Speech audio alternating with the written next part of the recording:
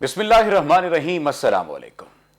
नाज़रीन, चीन के सदर शी जिनपिंग ने कम्युनिस्ट पार्टी की 100 साला तकरीबात से खिताब करते हुए दुनिया को बता दिया है कि जो ये सोचता है वो चीनी मफादात पर हमला करेगा तो सुन लें कि हमारे 1 अरब 40 करोड़ अवाम ने जो दीवार कायम की है, हम उसका सर उस दीवार से पटक देंगे।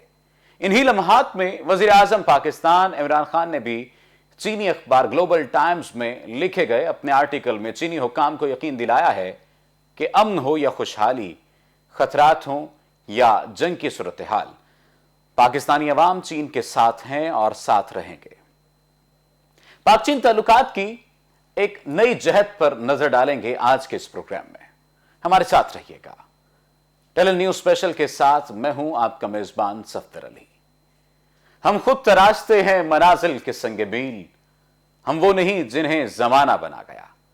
नाजरीन, वजीर आजम इमरान खान का कहना है कि आलमी ताकतों की जानिब से उन पर दबाव डाला गया है कि वो अमेरिका और चीन के दरमियान किसी एक का इंतखाब करें। उन्होंने ये बात चीन के सरकारी नशरियाती इदारे CGTN को इंटरव्यू में कही और यूं लगता है कि खान साहब वाकईतन मखमसे में हैं। इस्लामाबाद बीजिंग को नाराज करने का मुतहम्मिल नहीं है। चाइना पाकिस्तान का बेहतरीन साथी है तो अमेरिका के साथ भी इनके बेहतरीन ताल्लुकात हैं। सवाल यह पैदा होता है फिर क्या होगा। इमरान खान ने इतराफ किया है कि मगरबी ताकतें उन्हें किसी एक मुल्क को चुनने पर मजबूर कर रही हैं। वज़ीर आज़म का क्या कहना था, आइए जानते हैं। This relationship has only got stronger. Even now politically, on the international forums, Pakistan and China always stand together. And now, when you talk about the region, there's this strange great power rivalry taking place. You see the United States and the United States being wary of China, and I don't need to say all this is now public knowledge. The way China and the United States are sort of looking at each other. So it creates problem because what United States is doing is it's formed this regional alliance called the Quad, which is US, India, and then a couple of other countries. नाज़रीन, पाकिस्तान चीन और America दोनों को नाराज नहीं कर सकता। पाकिस्तान एक से ज्यादा वजूहात की बिना पर दोनों फरीकैन के साथ चलना चाहता है। चीन से शुरू करते हैं, जिसका पाकिस्तान की दिफाई दरामदात में 58.4% हिस्सा है। 2020 में 501 मिलियन अमेरिकी डॉलर की चीन की जानिब से फराहमी जदीद इंफ्रास्ट्रक्चर की भी सबसे बड़ी सपोर्ट थी। चीन ने गवादर में तामीर शुदा शाहराहों, रेलवे, बंदरगाह और पाकिस्तान चीन इक्तिसादी राहदारी के लिए 62 अरब डॉलर की सरमायाकारी की है। चीन पाकिस्तान के हिमायत में सबसे बड़ी आवाज है। यह भी हकीकत है कि आलमी प्लेटफॉर्म्स पर करारदादों में चाइना ने पाकिस्तान का साथ दिया। चाइना पाकिस्तान को दूसरे ममालिक को कर्जे वापस करने में भी मदद फराहम कर रहा है। दूसरी जानिब वजीर आजम ने गवादर फ्री जोन फेज 2 का संगे बुनियाद रख दिया है। तकरीब से खिताब करते हुए वजीर आजम का कहना था कि गवादर की तरक्की खित्ते में तब्दीली का बायस बन सकती है। उन्होंने क्या कहा, आइए जानते हैं। ये जो गवादर है ये पाकिस्तान का एक फोकल पॉइंट बनने लगा है जिधर से सारे पाकिस्तान का फायदा है, और खास तौर पे बलूचिस्तान का, जो कि फिर से मैं रिपीट करता हूं कि जिसको हमने निगलेक्ट किया, पीछे रह गया। तो ये जो चीजें हमें अभी तक, प्लान तो ग्वादर का बड़ी देर से बना हुआ था, लेकिन क्या वजह थी कि ऊपर तेजी से उस लेवल पे यहां डेवलपमेंट नहीं हुई? उसकी वजह यह थी कि जो बेसिक्स नहीं थे यहां, पानी का मसला, अब पानी के बगैर तो कोई डेवलपमेंट नहीं होती, और उसके बाद फिर पावर, बिजली की भी बड़ा मसला बना हुआ था, और फिर गैस जो कि बड़ा जरूरी चाहिए अगर हमने इंडस्ट्रियलाइज करना है इस इलाके को, और फिर जो कनेक्टिविटी थी, यानी जो सड़कों की जो कनेक्ट करना था गवादर ने बाकी इलाकों को, और खास तौर पे जो कि शॉर्टेस्ट वेस्टर्न रूट थी ऊपर सीपैक की, वो उसके ऊपर कोई काम नहीं था। तो इन अब सारी चीजों पर काम शुरू हो गया। इस तमाम तर मामले पर बात करने के लिए हमें ज्वाइन किया है सीनियर तज्जियाकार आमिर इलियास राना साहब ने। राना साहब, बहुत शुक्रिया आपके वक्त का। کیا سمجھتے ہیں اس وقت میں جبکہ امریکہ پاکستانی پالیسیوں سے نالاں ہے، امریکہ کی یہ ناراضگی سی پیک پر کس حد تک اثر انداز ہو سکتی ہے اور پاک چائنا تعلقات پر اس کے کیا اثرات ہو سکتے ہیں؟ دیکھیں، میں آپ کے سوال کے دوسرے حصے کی طرف پہلے آتا ہوں کہ سی پیک اور اس پہ اثرات ہے کہ پاکستان کے وزیر اعظم نے جب یہ بات کہی کہ ہم اڈے نہیں دیں گے، اور پھر اس کے بعد انہوں نے چائنیز میڈیا سے گفتگو میں کہا کہ سوال ہی نہیں پیدا ہوتا کہ ہم چائنا کی قیمت پہ امریکہ کے ساتھ یا کسی اور ملک کے ساتھ تعلقات کو بنیاد دیں، تو ایک بات بڑی کلیئر ہو گئی کہ سی پیک اور چائنا الگ ہیں۔ امریکہ کے ساتھ تعلقات میں پاکستان کے وزیر اعظم نے قطعاً یہ نہیں کہا کہ ہم تعلقات نہیں رکھیں گے، ہم نے اپنی جو ساورینٹی ہے، اقتدار اعلیٰ کی خود مختاری پہ کسی قسم کے کمپرومائز سے انکار کیا۔ ہمارے وزیر اعظم نے جو بات کی وہ اس تناظر میں ہے کہ افغان جہاد میں جو کچھ بھی ہوتا رہا اور جو پھر بعد میں لڑائی ہوئی اس کا خمیازہ پاکستان نے بھگتا ہے، اور اب ہم کسی اور کی لڑائی اپنی سرزمین پہ نہیں لائیں گے، اور توقع کریں گے کہ افغانستان کی سرزمین بھی ہمارے خلاف استعمال نہیں ہونی چاہیے، حالانکہ وہاں تمام حکمرانوں کی زبانیں اور ان کی جغرافیائی سطح باقاعدہ انڈین را کی صورت میں استعمال ہو رہی ہے پاکستان کے خلاف، اور پاکستان نے بہت دفعہ اتحادی فوجیں سمیت امریکہ کے اور افغانستان کو بتایا کہ ٹی ٹی پی کہاں کہاں سے پاکستان کے خلاف افغانستان میں بیٹھ کے دہشت گردی کی کام کر دکھا رہی ہے، اور جو کچھ بھی ان کو تحفظ حاصل ہے وہ افغان سرزمین پر ہے، لیکن ان کے کان پہ کبھی جوں نہیں رہیں گی۔ تو اس دفعہ ہماری پارلیمنٹ نے بھی اب ایک فیصلہ کیا ہے، تمام سیاسی جماعتوں نے، ظاہر ہے حکومت، فوج، سب نے مل کے اس دن جمعرات کو یہ طے کیا کہ ہم اپنی سرزمین کا دفاع کریں گے، کسی ملک کے معاملات میں پڑیں گے نہیں،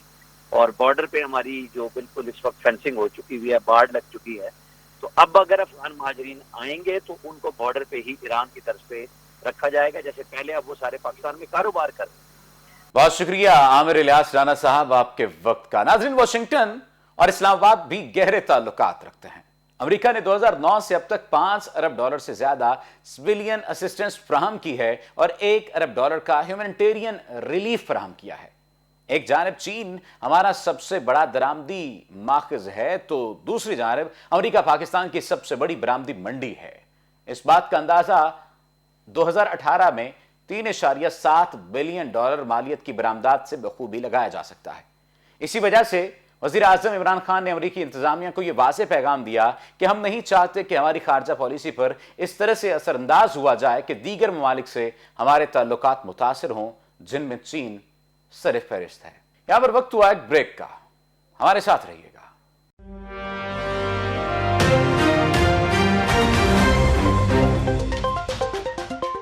ویلکم بیک ناظرین، خربوچو قلعہ اپنی 400 سالہ تاریخ، عظمت اور شان و شوکت کی کہانی سناتا اسکردو شہر کے عقب میں پہاڑ کی چوٹی پر واقع ہے۔ یہ قلعہ اپنے اندر عظمت، طاقت اور پھر موجودہ خستحالی کی بہت سی داستانیں سموئے ہوئے ہیں۔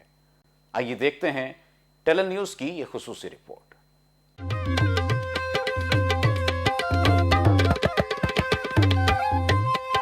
دریائے سندھ کے کنارے پر براجمان ایک بہت اونچا پہاڑ اور پھر اس کی چوٹی پر واقع کھرپوچو قلعہ اپنی پوری عظمت اور ہیبت کے ساتھ ابھی بھی کھڑا ہے۔ کھرپوچو قلعہ، اس کا مطلب قلعوں کا بادشاہ یعنی کنگ آف فارسٹس ہے۔ 16ویں صدی عیسوی کے اختتام پر علی شیر خان آنچن نے اسے تعمیر کیا۔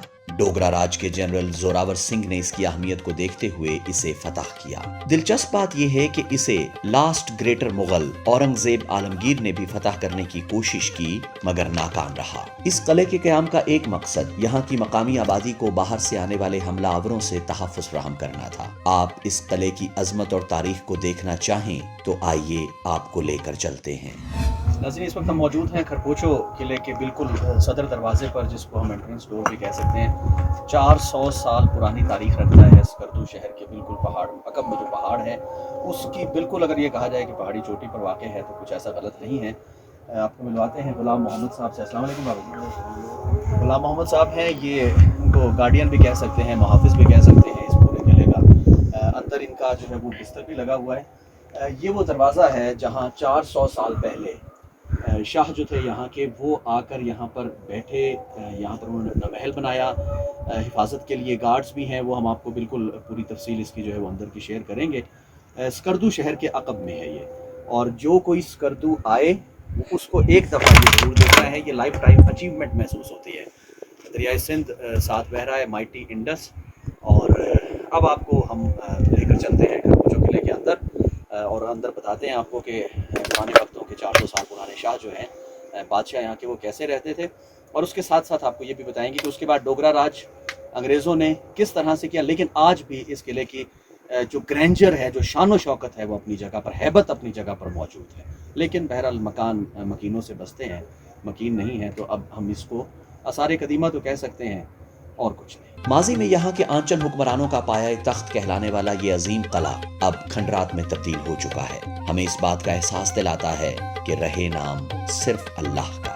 قلعے کی دیواریں, چھتیں اور ستون روایات کے مطابق انڈے, چونا اور کنکریٹ سے بنائی گئی تھی, لیکن اب ٹوٹ پھوٹ کا شکار ہیں.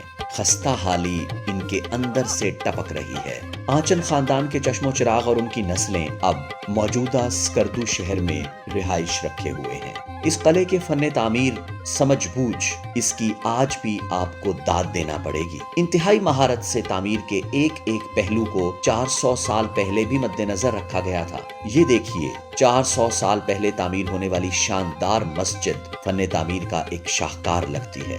پہلے کتنی شاندار ہوا کرتی تھی, لیکن اب صرف اس کے نشان باقی رہ گئے ہیں. یہاں ہمیں سیکیورٹی کا بے حد شاندار انتظام نظر آتا ہے. قلعے کے سب سے اونچے حصے پر بند کمروں میں آلے نما روشن دان کھول کر باہر دیکھنے کا انتظام کیا گیا, تاکہ دور سے آنے والے دشمن پر بھی کڑی نظر رکھی جا سکے, اور پھر فوراً قلعے کے آس پاس سینکڑوں کی تعداد میں موجود محافظ سپاہیوں, جو کہ تیر کمانوں سے لیس انتہائی شاندار نشانہ باز ہوا کرتے تھے, ان کو خبر دی جاتی تھی, اور پھر وہ دشمن کی خبر لیا کرتے تھے. بادشاہ کا محل بھی اسی قلعے میں واقع ہے. ان کا تخت جہاں بیٹھ کر وہ فیصلے لیا کرتے تھے, اور ایک لمبا عرصہ یہاں حکمرانی کی. آج یہاں چلتے ہوئے ٹوٹی پھوٹی راہداریوں, دیواروں اور چھتوں کو دیکھ کر زندگی, طاقت, دولت, شہرت, اقتدار, غرور, ان سب چیزوں کی کم مائگی کا بہت زیادہ احساس ہو رہا ہے, کیونکہ آخر تو سب مایا ہی ہے, بیکار ہے, کسی کام نہیں آئے گا. آخر میں کم مائگی کا احساس دلاتا یہ بستر ایک اونچی سی جگہ پر پڑا ہے. یہ انہی گارڈ غلام حسین کا ہے جو یہاں صبح سے شام سورج غروب ہونے تک ڈیوٹی کیا کرتا ہے, اور اس کے بعد رات اپنے گھر نیچے سکردو شہر میں گزار کر اگلے دن صبح پھر آتا ہے. حفاظت کرتا ہے, مگر کس کی؟ پیچھے 400 سالوں کی تاریخ اور اس کی عظمت کی, یا پھر ٹوٹے پھوٹے خستہ حال قلعے کی, جس پر اب 40 روپے کا ٹکٹ بھی لگا ہوا ہے. یہ تھی 400 سالوں کی تاریخ سے شروع ہونے والی کہانی, جو 40 روپے کے ٹکٹ پر ختم ہوئی. ناظرین, رپورٹ آپ نے جانی. ٹیلن نیوز اسپیشل سے فی الوقت اتنا ہی. اپنے میزبان صفدر علی کو دیجیے اجازت. اللہ نے کے بعد.